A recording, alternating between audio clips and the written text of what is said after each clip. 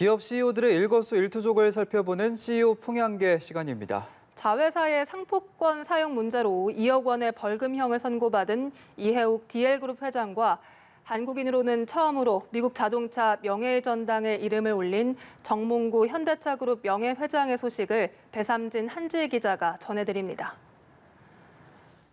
74년 만에 간판도 바꿔달았는데 새 각오로 출발한 이해욱 DL그룹 회장이 벌금형을 또 선고받았습니다. 2016년 운전기사 폭언 혐의로 재판을 받은 이후 두 번째인데요.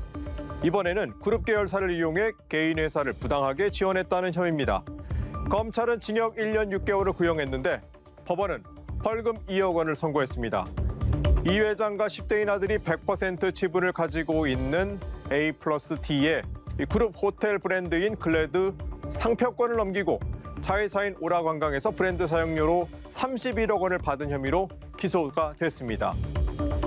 이 재판부는 이 회장이 공정거래법 위반 가능성을 예견했고 허위 서류를 작성하기도 했다면서 엄한 처벌이 필요하다고 언급하기도 했는데요. 개인적으로는 이득을 취하지 않았다고 판시했습니다. 이 회장, 이 대림에 입사한 지 24년, 회장에 취임한 지도 2년이 됐죠. 올 초 인적 분할과 물적 분할을 통해 지주사 체제로 그룹을 재편하면서 이 회장의 지배력도 한층 강화됐는데요. 건설은 물론 석유화학 분야에서도 힘을 실을 것으로 보이는데 이 서대문에 들어선 신사옥처럼 앞으로 그룹의 미래도 더 밝아지겠죠. 세계 자동차 산업 최고의 명성을 자랑하는 미국 자동차 명예의 전당에 정몽구 현대차그룹 명예회장이 헌액됐습니다.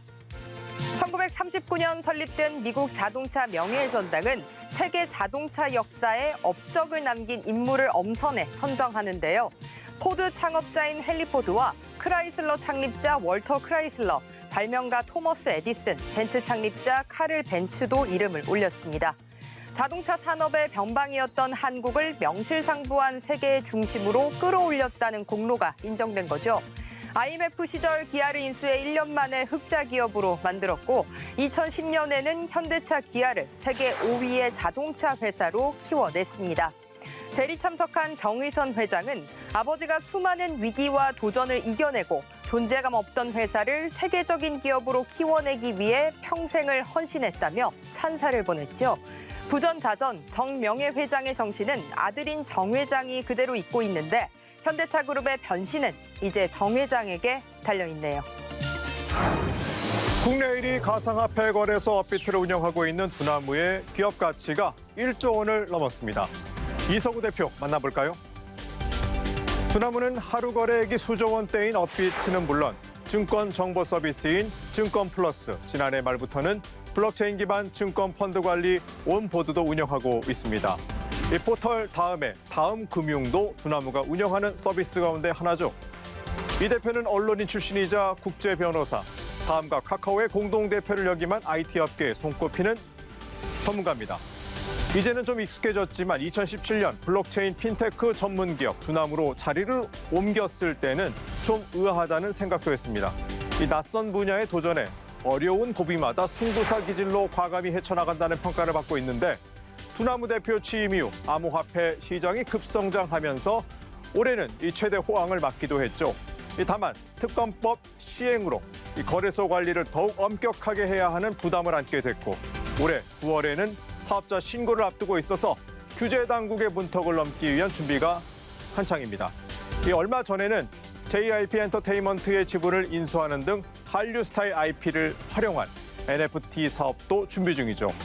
이 대표가 앞으로 얼마나 사업 분야를 넓혀갈지 관심입니다.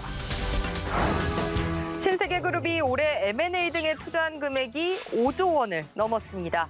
정용진 부회장의 큰 그림이 궁금해지는데요. 올해 2월 SK 와이번스를 인수하더니 네이버와 전략적 제휴도 맺었죠.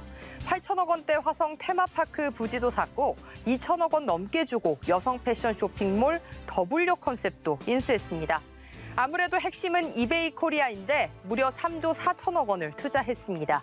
최근에는 스타벅스 코리아 지분 17.5%를 4,700억 원을 주고 추가 매입에 나섰는데요. 신세계 유니버스를 꿈꾸며 신산업 확대에 방점을 찍은 것으로 보입니다.